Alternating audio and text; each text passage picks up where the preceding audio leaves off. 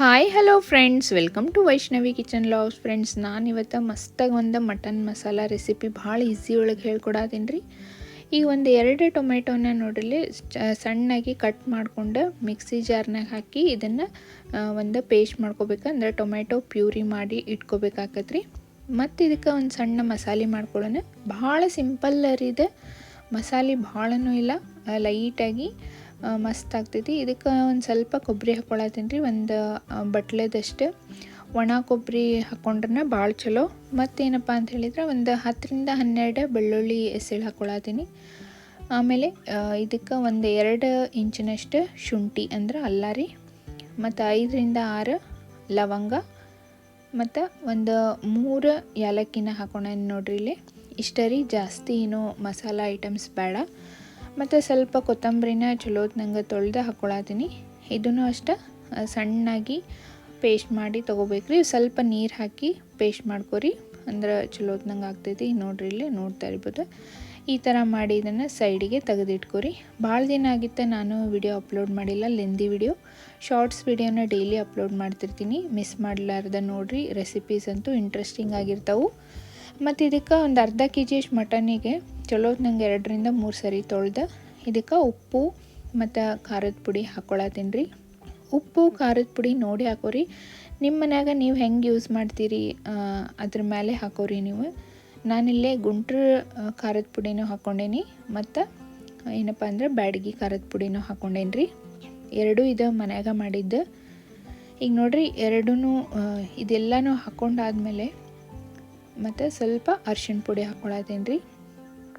Next ಏನಪ್ಪ ಅಂತ ಹೇಳಿದ್ರೆ ಮಸಾಲ ಪೌಡರ್ ರೀ. ಇದು ಮನ್ಯಾಗ ಮಾಡಿದ್ದು. ಇದ್ರದ್ದು ಬೇಕಂದ್ರೆ ರೆಸಿಪಿನ ನಾನು ಎಂಡ್ ಸ್ಕ್ರೀನಿಗೆ ಹಾಕಿರ್ತೀನಿ, ಚೆಕ್ ಮಾಡ್ಕೊರಿ. ಇದೊಂದು ಮಾಡಿಟ್ಕೊಂಡ್ರೆ ಸಾಕು ನೋಡಿರಿ. ನೆಕ್ಸ್ಟ್ ಇಲ್ಲೇ ಎಣ್ಣೆ ಹಾಕ್ಕೊಳತ್ತೀನಿ ರೀ. ಎಣ್ಣೆ ಹಾಕ್ಕೊಂಡು ಚಲೋತ್ನಂಗೆ ಮಿಕ್ಸ್ ಮಾಡ್ಕೊರಿ. ಒಂದು ಎಲ್ಲನೂ ಮಿಕ್ಸ್ ಆಗ್ಬೇಕು ರೀ, ಉಪ್ಪು ಖಾರ ಎಲ್ಲ ಇದಕ್ಕೆ. ಮತ್ತು ಇನ್ನೂ ಏನಪ್ಪ ಅಂತ ಹೇಳಿದ್ರೆ, ಇನ್ನೂ ಯಾರನ್ನೆಲ್ಲ ನನ್ನ ಚಾನಲಿಗೆ ಸಬ್ಸ್ಕ್ರೈಬ್ ಮಾಡಲಾರ್ದ ನೋಡತ್ತೀರಿ, ಹಂಗೆ ಒಂದು ಸಬ್ಸ್ಕ್ರೈಬ್ ಮಾಡ್ಕೊರಿ. ಬೆಲ್ ಐಕನನ್ನು ಪ್ರೆಸ್ ಮಾಡಿ, ನಾನು ಹಾಕಿದ ವೀಡಿಯೋಸ್ ನಿಮ್ಗೆ ಮೊದಲೇ ನೋಟಿಫಿಕೇಷನ್ ಬರ್ತೈತಿ. ಲೆಂದಿ ವಿಡಿಯೋ ನಾನು ಸ್ವಲ್ಪ ಹಾಕೋದು ಕಡಿಮೆ ಮಾಡೇನಿ ರೀ, ಸ್ವಲ್ಪ ಬ್ಯುಸಿ ಇದ್ದೆ, ಅದರ ಸಂಬಂಧ ಇನ್ಮೇಲೆ ಆದಷ್ಟು ಹಾಕ್ತಾ ಇರ್ತೀನಿ.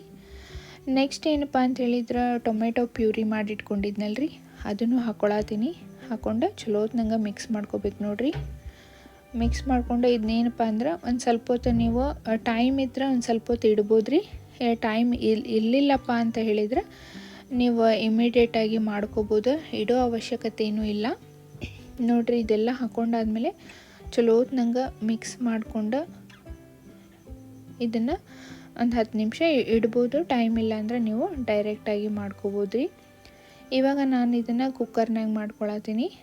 ಮಟನ್ ಆಗಿರೋದ್ರಿಂದ ಲಘು ಬೇಯಂಗಿಲ್ಲ ರೀ. ಹೊರಗಡೆ ಮಾಡ್ಕೊಂಡ್ರೆ ಕುಕ್ಕರ್ನಾಗಾದ್ರೆ ಲಘುನ ಮಾಡ್ಕೋಬೋದು.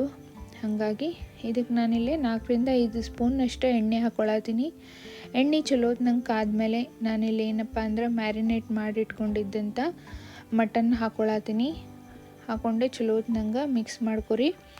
ಇದ್ರೊಳಗೆ ಸ್ವಲ್ಪ ಚರ್ಬಿ ಐತಿ, ಹಾಗಾಗಿ ನಾನಿಲ್ಲಿ ಎಣ್ಣೆನ ಕಡಿಮೆ ಹಾಕ್ಕೊಂಡೇನಿ. ಒಂದು ವೇಳೆ ಚರ್ಬಿ ಇದ್ದಿದ್ದಿಲ್ಲಪ್ಪ ಅಂತ ಹೇಳಿದ್ರೆ ನೀವು ಇನ್ನೊಂದು ಸ್ವಲ್ಪ ಎಣ್ಣೆ ಜಾಸ್ತಿ ಹಾಕ್ಕೊಂಡ್ರೆ ಚಲೋ. ಈ ನಾನ್ ವೆಜ್ಜಿಗೆ ಸ್ವಲ್ಪ ಎಣ್ಣೆ ಜಾಸ್ತಿ ಇದ್ರೇ ಚಲೋ ಅನ್ನಿಸ್ತೈತಿ. ಎಣ್ಣೆ ಯಾಕೆ ಕಡಿಮೆ ಅಂತ ಹೇಳಿದರೆ ಚರ್ಬಿ ಎಣ್ಣೆ ಬಿಟ್ಕೊಂಡ್ಬಿಡ್ತೈತಿ ರೀ, ಅದ್ರ ಸಂಬಂಧ ನೋಡ್ರಲ್ಲೇ ಚಲೋತ್ನಂಗೆ ಮಿಕ್ಸ್ ಮಾಡ್ಕೋಬೇಕು.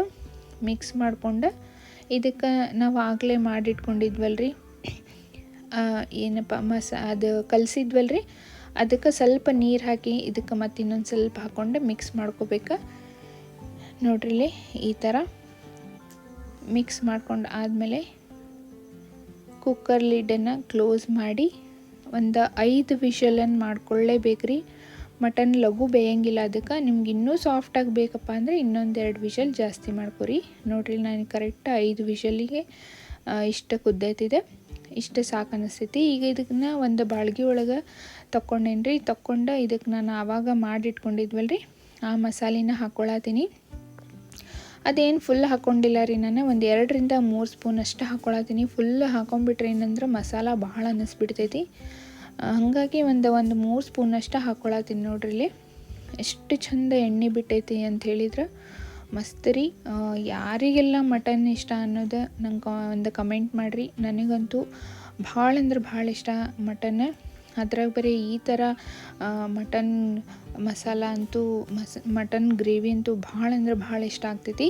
ನಿಮಗೂ ಈ ಥರ ಮಟನ್ ಇಷ್ಟ ಅಂತ ಹೇಳಿದ್ರೆ ನಂಗೊಂದು ಕಮೆಂಟ್ ಮಾಡಿರಿ. ಮ್ಯಾಲೆ ಕೊತ್ತಂಬರಿ ಉದುರಿಸಿ ನೋಡಿರಿ, ಒಂದು ಸ್ವಲ್ಪ ಎಣ್ಣೆ ಬಿಡೋ ಮಟ್ಟ ಕುದಿಸ್ಬೇಕ್ರಿ, ಅಷ್ಟೇ ಇದೆ.